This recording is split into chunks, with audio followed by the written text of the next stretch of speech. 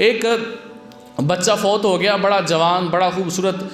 اپنے ماں باپ کی شاید اکلوتی اولاد تھی، وہ فوت ہو گیا، تو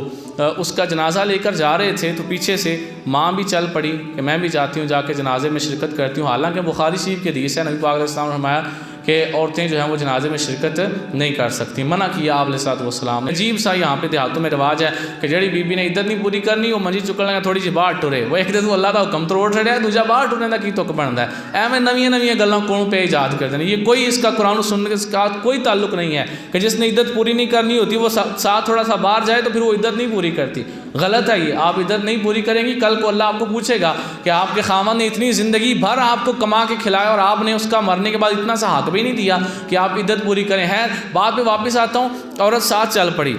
جنازہ ابھی جنازے گاہ نہیں پہنچا تھا، ابھی رستے میں تھا، تو خاوند کو پتہ چل گیا کہ میری بیوی پیچھے آ رہی ہے۔ اس نے کہا بھئی واپس چلی جاؤ، تم عورت ہو، تمہارا جنازے میں شریک ہونے کا کوئی تک نہیں بنتا۔ اس نے کہا میں بھی ساتھ جاؤں گی، میرا اکلوتا بیٹا تھا اور جوان تھا تو مر گیا، میں بھی ساتھ جاؤں گی۔ تو اس کا باپ جو بچے کا تھا اس نے کہا اگر تو جنازے گاہ تک گئی تو میری طرف سے تجھے طلاق ہے۔ جب بندہ طلاق کو معلق کر دیتا ہے تو پھر وہ کام کرنے سے آٹومیٹکلی طلاق ہو جاتی ہے۔ بندے کہتے ہیں جی آج تو بات تو پیکے گئی تو میری طرفوں طلاق ہے، جب جس دن وہ چلی جائے گی دوبارہ آپ کو بولنا نہیں پڑے گا، ہو گئی ہوئی ہے، آپ نے معلق کر دی تھی، آپ نے شرط رکھ دی تھی اگر تو گئی تو طلاق ہے، تو جب وہ گئی تو آٹومیٹکلی طلاق ہو گئی۔ اب اس نے کہا اگر تو جنازے گاہ تک گئی تو میری طرف سے تجھے طلاق ہے۔ اب خامن نے جب یہ جملہ بولا تو عورت کو غصہ آیا، اس نے کہا اچھا اگر میں اس کا جنازہ ہونے سے پہلے گھر چلی جاؤں تو میرے سارے غلام آزاد ہیں۔ یہ سمجھے قسمیں ہوتی تھی اس دور کی، آج ہم قسم اٹھاتے ہیں اللہ کی قسم، اس دور میں لوگ کہتے تھے اگر ایسا نہ ہو تو میری بیوی کو طلاق، یہ قسمیں ہوتی تھیں، اور یہ بھی قسم ہوتی تھی کہ اگر ایسا نہ ہو تو میرے غلام آزاد، اور وہ ہو جاتے تھے، اگر وہ کام نہیں کیا تو غلاموں نے آٹومیٹکلی آزاد ہو جانا ہے۔ تو عورت نے کہا کہ اگر میں جنازے سے پہلے گھر چلی جاؤں تو میرے سارے غلام آزاد۔ اب جو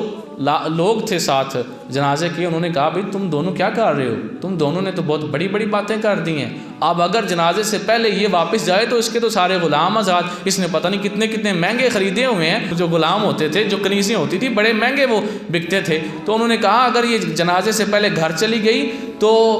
جو ہے اس کے سارے غلام آزاد ہو جائیں گے، اور اگر یہ جنازے گاہ تک گئی تو اسے آٹومیٹکلی طلاق ہو جائے گی، اب کیا کریں؟ تو پھر کسی نے کہا امام اعظم ابو حنیفہ سے پوچھتے ہیں، یہ آپ کی زندگی کا واقعہ ہے، ان سے پوچھتے ہیں۔ پھر جنازے کو وہیں رکھا، دوڑایا بندہ کہ جاؤ جا کر ان سے پوچھو کہ ان دونوں نقصانات سے کیسے بچا جا سکتا ہے۔ اب ایک نہ ایک تو ہونا ہی ہے، لیکن آپ پھر بھی بتا دیں کہ کیا ہوگا۔ امام اعظم ابو حنیفہ رحمۃ اللہ علیہ نے ایسا کمال کا جواب دیا، نہ عورت کے غلام آزاد ہوئے اور نہ عورت جنازے گاہ تک گئے۔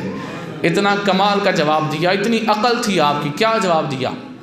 جب پورا سوال سنا تو آپ فرمانے لگے عورت نے کیا کہا کہ اگر میں جنازے سے پہلے گھر چلی جاؤں، یہی بتایا نا میں نے آپ کو، اگر جنازے سے پہلے گھر چلی جاؤں تو میرے سارے غلام آزاد۔ اور مرد نے کہا اگر تو جنازے گاہ تک گئی تو تجھے طلاق ہے۔ آپ نے کہا پریشان ہونے کی ضرورت نہیں ہے، اس وقت جہاں رکے ہوئے ہیں ادھر ہی جنازہ پڑھ لیں، نہ وہ جنازے گاہ تک جائے گی نہ بغیر جنازے کے واپس جائے گی، رستے میں ہی جنازہ پڑھ لیں، دونوں کی قسمیں بچ جائیں گی،